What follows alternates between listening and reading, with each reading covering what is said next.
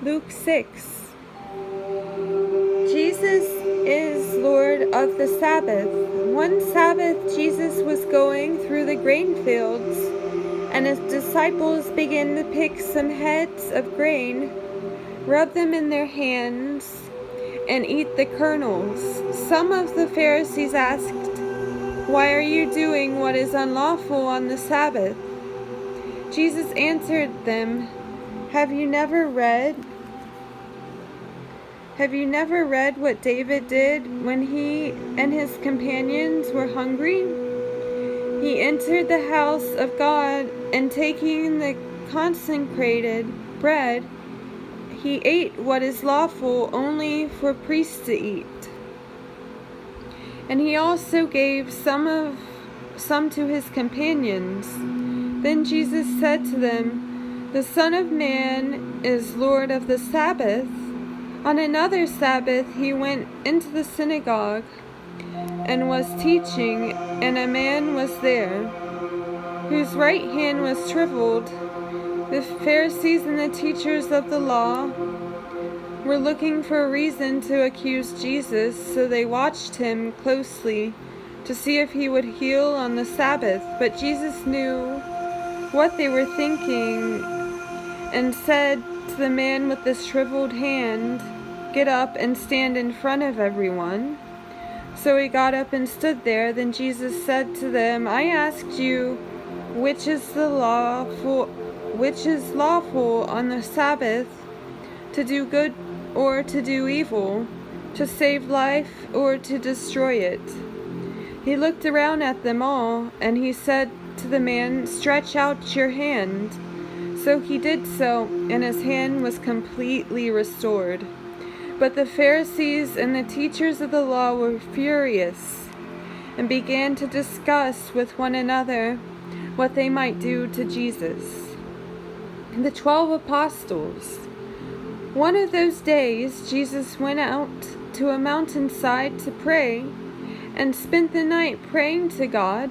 While morning came, he called his disciples to him and chose 12 of them, whom he also designated apostles: Simon, whom he named Peter, his brother Andrew, James, John, Philip, Bartholomew, Matthew, Thomas, James, son of Alphaeus, Simon, who was called Zealot, and Judas, son of James, and Judas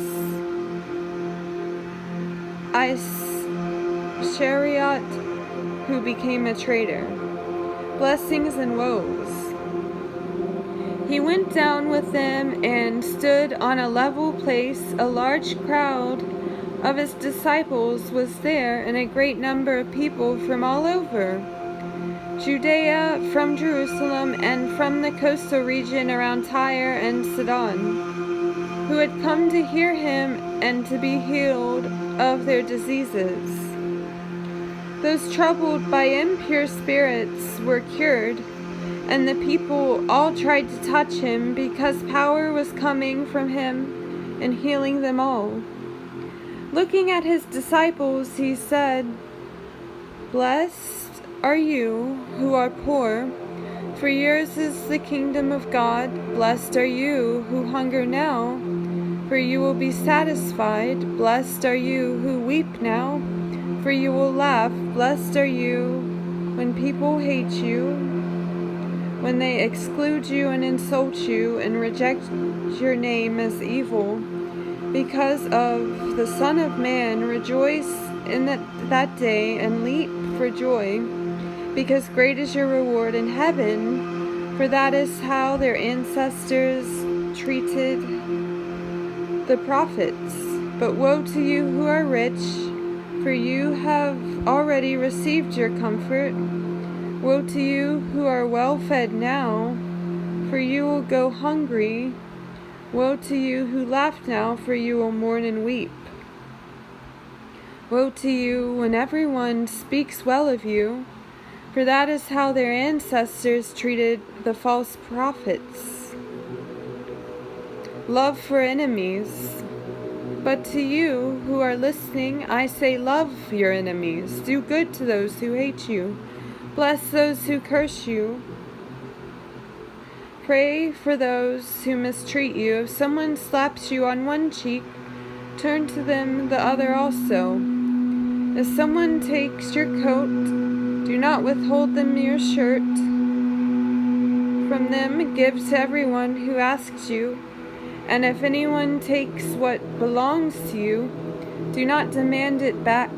Do to others as you would have them do to you. If you love those who love you, what credit is that to you? Even sinners love those who love them. And if you do good to those who are good to you, what credit is that to you? Even sinners do that. And if you lend to those from whom you expect repayment, what credit is that to you? Even sinners lend to sinners, expecting to be repaid in full. But love your enemies, do good to them, and lend to them without expecting to get anything back.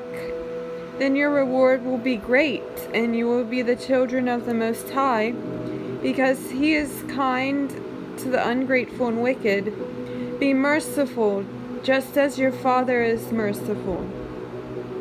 Judging others, do not judge, and you will not be judged. Do not condemn, and you will not be condemned. Forgive, and you will be forgiven. Give, and it will be given to you. A good measure, pressed down, shaken together, and running over, will be poured into your lap. For with the measure you see, the measure you use, it will be measured to you. He also told them this parable: Can the blind lead the blind? Will they not both fall into a pit? The student is not above the teacher, but everyone who is fully trained will be like their teacher. Why do you look at the speck of sawdust in your brother's eye, and pay no attention to the plank in your own eye? How can you say to your brother, Brother, let me take the speck out of your eye, when you yourself fail to see the plank in your own eye? You hypocrite! First take the plank out of your own eye, and then you will see clearly to remove the speck from your brother's eye. A tree and its fruit. No good tree bears bad fruit, nor does a bad tree bear good fruit. Each tree is recognized by its own fruit. People do not pick figs from thorn bushes or grapes from briars. A good man brings good things out of the good stored up in his heart, and an evil man brings evil things out of the evil stored up in his heart. For the mouth speaks what the heart is full of. The wise and foolish builders. Why do you call me Lord, Lord, and do not do what I say? As for everyone who comes to me and hears my words and puts them into practice, I will show you what they are like. They are like a man building a house who dug down deep and laid the foundation on rock. When a flood came, the torrent struck that house but could not shake it, because it was well built. But the one who hears my words and does not put them into practice is like a man who built a house on the ground without a foundation. The moment the torrent struck that house, it collapsed, and its destruction was complete.